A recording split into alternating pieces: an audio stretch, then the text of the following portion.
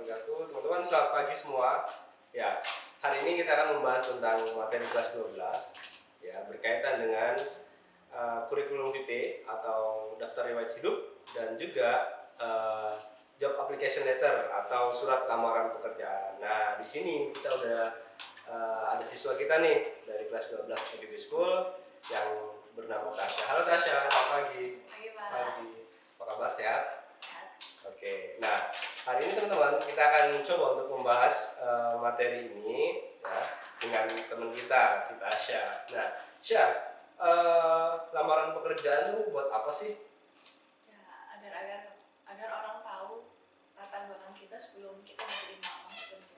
Oke, nah sekarang kenapa orang butuh untuk mempekerjakan karyawan? Kenapa tidak kerjakan sendiri? Ya, karena kalau untuk bagi yang pekerjaan yang sulit yang harus butuh banyak tenaga banyak orang, harus bekerja dengan orang lain. Oke. Nah, ya begitu ya teman-teman. Jadi contohnya kan di sekolah nih kayak FIB School ini. Nah, nggak mungkin dong Pak Bambang kerja sendirian yang ngajar matematika, bahasa Indonesia, bahasa Inggris, sehingga membutuhkan karyawan ya, itu membutuhkan guru ya seperti kita, seperti Pak Imam dan tim dewan guru yang lainnya. So, sekarang Tasya, poin-poin apa sih yang dibutuhkan pada saat kita melamar pekerjaan?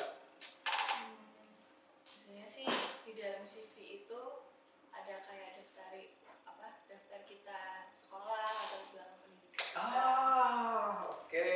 Terus kayak skill yang kita bisa lakukan atau kerjakan. Terus juga mungkin beberapa kayak penghargaan yang kita sudah bisa dapatkan, pengalaman kerja di bidang tertentu. Oke.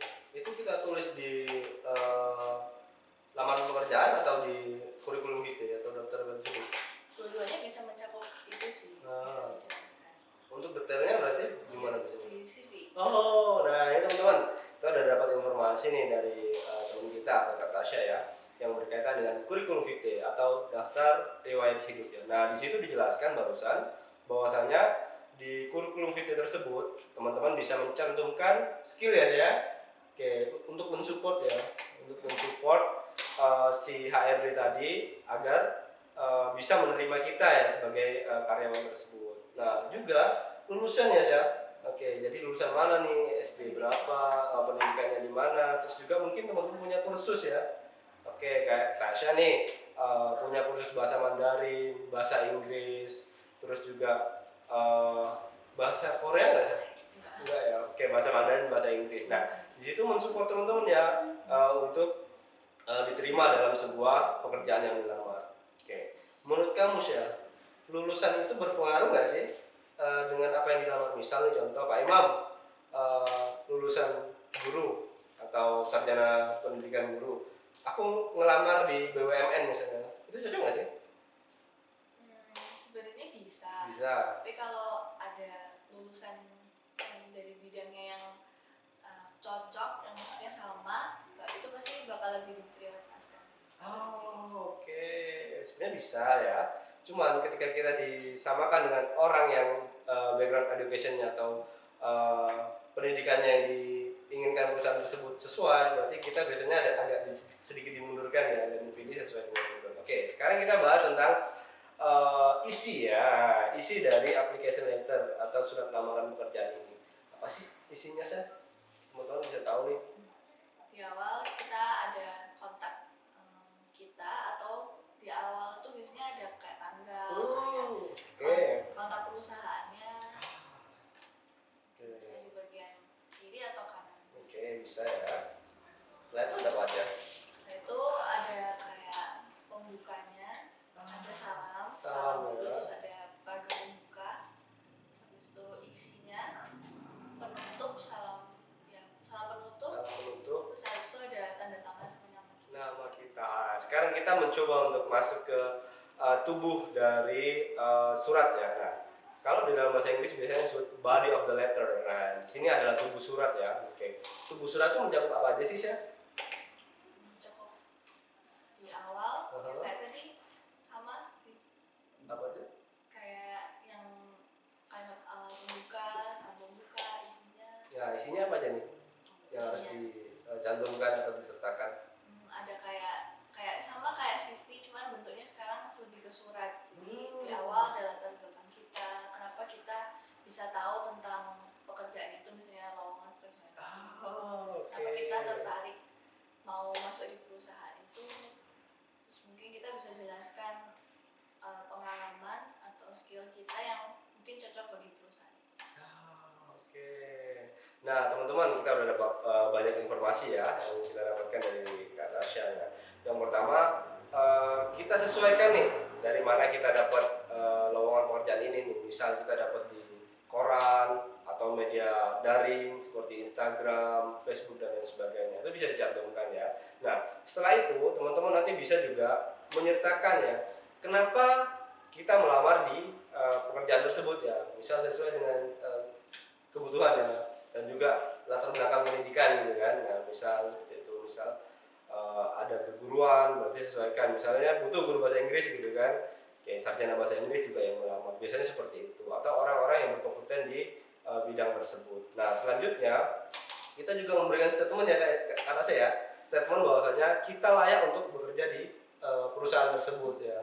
Oke, jadi secara tidak langsung kita bisa memberikan sebuah gambaran kepada si HRD tadi agar kita itu dipertimbangkan. Oke, Tasya udah pernah buat lamaran pekerjaan sebelumnya? Sudah. Udah kerja? Belum, tapi kan karena tugas sekolah. Oke. Mencoba untuk buat. Oke. Kemarin buat dalam bentuk apa nih? Maksudnya? Kemarin udah buat nih sama Pak Iman juga. Bentuknya apa? Bahasa Indonesia atau bahasa Inggris? Oh, ada yang bahasa Indonesia dan yang kelas 11 mungkin ada bahasa Indonesia. Oke. Bahasa Inggris, bahasa Indonesia. Bahasa Inggris dan bahasa Indonesia. Nah, materi kita teman-teman dalam bahasa Inggris dan bahasa Indonesia masih sama ya. Jadi ada kesinambungan antara materi bahasa Inggris dan bahasa Indonesia. Siapa menurut kamu lebih susah mana sih merangkai kata untuk materi bahasa Indonesia atau bahasa Inggris? Bahasa Inggris. Kenapa? Ya karena ya jelas itu bukan bahasa ibu kita. Oh gitu, oke. Bahasa ibu tanda sih. Jadi lebih enak pakai bahasa Indonesia karena merangkainya lebih mudah, terus mungkin bisa lebih kena gitu. Kalau kita buat dalam bahasa Indonesia dulu terus kita translate kan bisa sih. Ya biasanya kadang-kadang di translate tuh pemilihan katanya itu mungkin bisa kurang tepat.